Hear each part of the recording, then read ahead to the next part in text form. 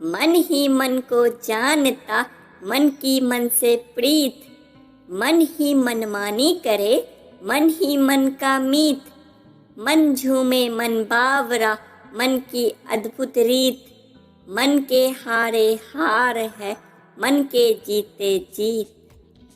वाकई दोस्तों, ये मन ही तो है जो अगर हमारे वश में है तो हमारा सबसे अच्छा दोस्त है, वरना तो यही हमारा दुश्मन है।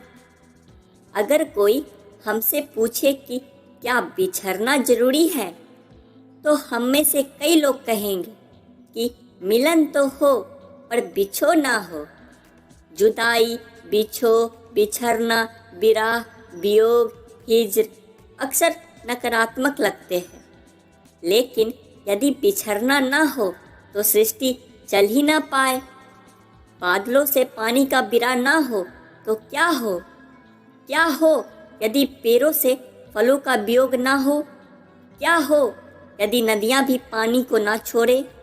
क्या हो यदि घर पर ताला लगाकर ताले और चाबी को जुदा ना किया जाए? हमें जीवन में कई काम करने के लिए बिछड़ना पड़ता है, दूर जाना पड़ता है। श्री कृष्ण भी तो गए थे नंद बाबा और यशोदा को छोड़कर, गोपियों, सखा और राधा को छोड़कर। श्री राम को भी तो जाना ही पड़ा था 14 वर्षों के लिए। इस वियोग ने ही तो श्री राम को भगवान राम बना दिया था और श्री कृष्ण को भगवान श्री कृष्ण। सोचिए ना, बिछड़ना कितना जरूरी है कायनात को चलाने के लिए। एकांत क्या है? लोग अक्सर एकांत और अकेलेपन को एक मान लेते हैं, जबकि ये दोनों अलग हैं। आप हजारों लोगों की भीड़ में अकेला महसूस कर सकते हैं, आप अपनों के बीच भी अकेला महसूस कर सकते हैं, परंतु एकांत आपको तभी महसूस होगा जब आप शांत हो, खुद को तलाश कर रहे हो। हम अक्सर यही गलती करते हैं कि एकांत के लाभ को अकेलेपन में ढूंढने लग जाते हैं। एकांत का मतलब अकेले रहना नहीं है। एकांत का अर्थ है खुद के साथ रहना, अपने अंदर झांकना।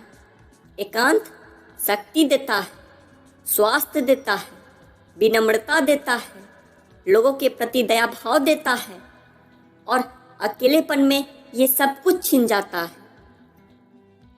किताबें मन का भोजन है, जिसे जितना खाया जाए भूख बढ़ती ही जाती है। किताबें पढ़ना एक बहुत अच्छी आदत है। ये हमारी सबसे अच्छी दोस्त है।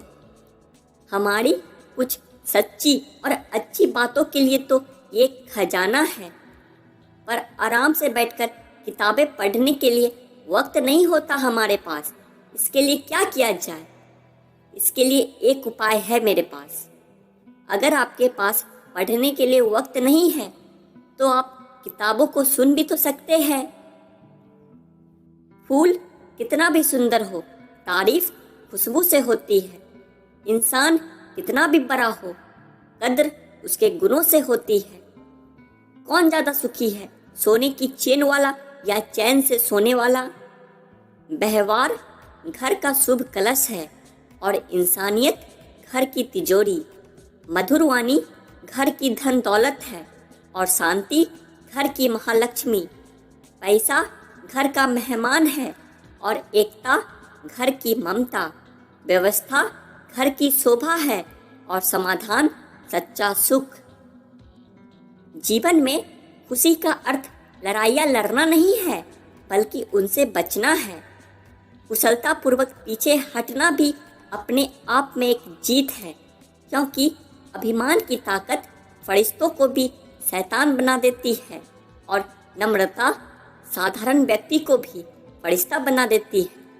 मनुष्य की चाल धन से भी बदलती है और धर्म से भी बदलती है। जब मनुष्य धन संपन्न होता है तो अकड़ कर चलता है, और जब धर्म संपन्न होता है तो विनम्र होकर चलता है। हे ईश्वर, जिंदगी भले ही छोटी देना, पर देना ऐसी कि सदियों तक लोगों के दिलों में जिंदा रह सकूं और अच्छे कर्म कर सकूं। टूटा हुआ विश्वास और छूटा हुआ बचपन, जिंदगी में कभी दोबारा नहीं मिलते। नफरतों में क्या रखा है, मोहब्बत से जीना सीखो, क्योंकि ये दुनिया ना तो हमारा घर है ना ही ठिकाना। दूसरा मौका सिर्फ कहानियाँ देती है, जिंदगी नहीं। तो दोस्तों, आज के लिए बस इतना ही। हम फिर मिलेंगे ऐसी ही कुछ खास बातों के साथ।